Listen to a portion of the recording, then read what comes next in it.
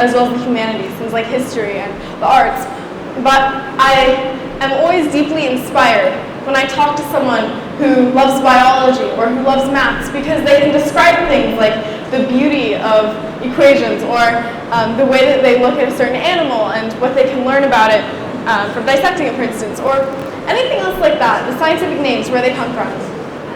And I think that it's the love of learning that we have when we're born and as we grow up. If you've ever seen a baby, the way that they walk around a room and they want to touch everything, or they want to lick everything even. They want to find out every single thing about the world around them, because learning is crucial for survival, it's crucial for growing up, and I don't want any of us in this room to ever lose the love of learning that we are born with, and that we have to this day. I'm hearing from you that you love certain subjects for different reasons, and I want you to hold on to that, because I would not be standing here if I didn't love learning every single day of the year, if I didn't read all the books that I did, if I didn't meet all these people that I did and ask them what they loved learning about.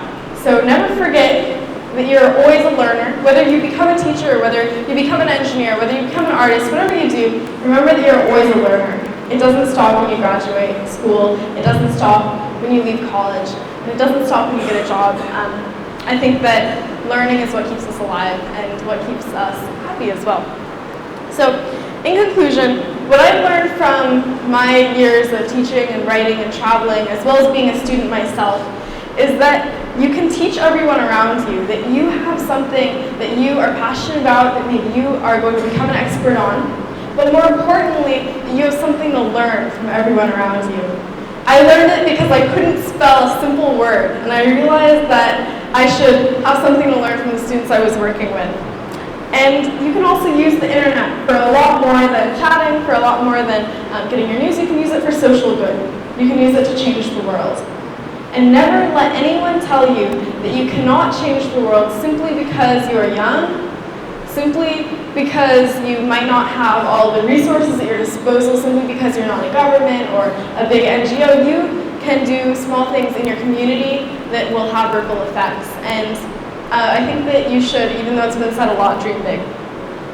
Another thing is that you can really maintain your love of learning by finding reasons for everything you do. So I ask you, why do you like biology? Why do you like maths? Why do you like all this?